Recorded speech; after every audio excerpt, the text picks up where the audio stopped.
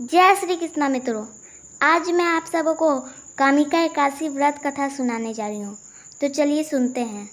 कुंती पुत्र धर्मराज युधिष्ठिर कहने लगे कि हे भगवान, आषाढ़ शुक्ल देवशयनी एकादशी तथा चतुर्मास महात्म्य मैंने भली प्रकार से सुना है।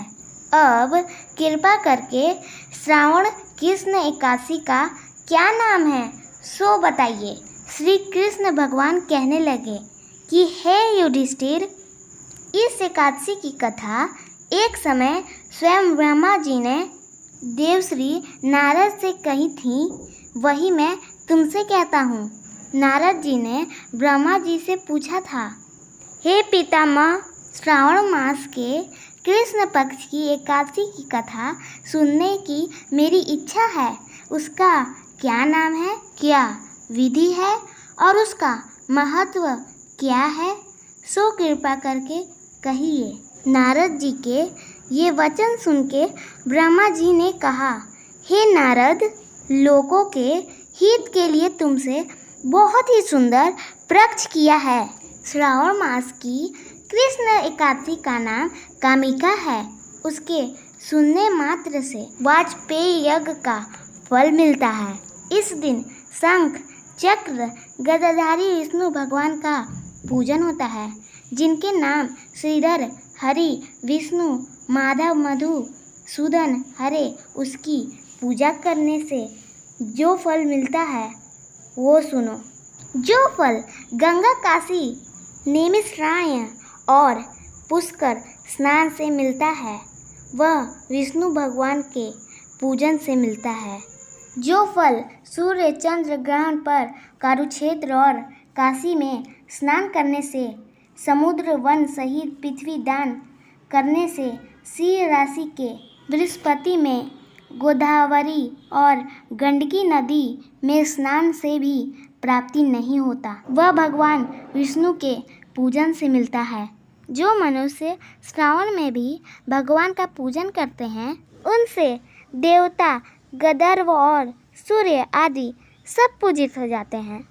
अतः पापों से डरने वाले मनुष्यों को कामिका एकादशी का व्रत और विष्णु भगवान का पूजन अवश्य करना चाहिए। पाप रूपी कीचड़ में फंसे हुए और समस्त रूपी समुद्र में डूबे मनुष्यों के लिए इस एकादशी का व्रत और भगवान विष्णु का पूजन अत्यंत अवश्य है।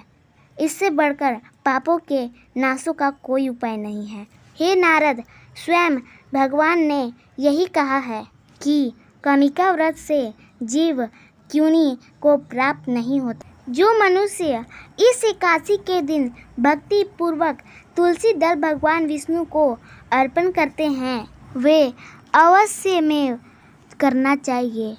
पाप रूपी में वे इस संसार के समस्त पापों से दूर रहते हैं।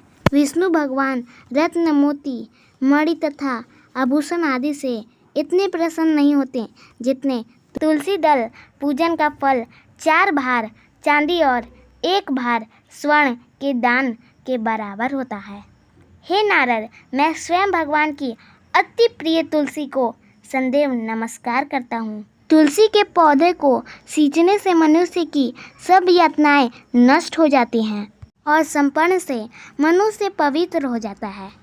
कामिका एकादशी की रात्रि को दीपदान तथा जागरण के फल का महत्व चित्रगुप्त भी नहीं कह सकते।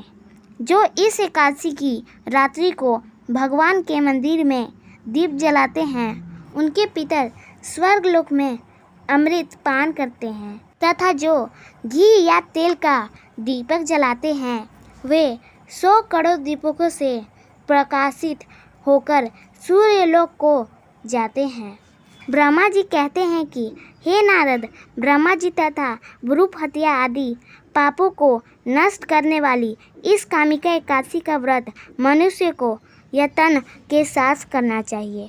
कामिका एकादशी के व्रत का महत्व श्रद्धा से सुनने और पढ़ने वाला मनुष्य सभी पापों से मुक्ति होकर विष्णु लोक को हो जाता है। अगर आपको हमारी ये वीडियो अच्छी लगे हो तो लाइक और सब्सक्राइब करना ना भूलें। जय श्री कृष्णा, राधे राधे।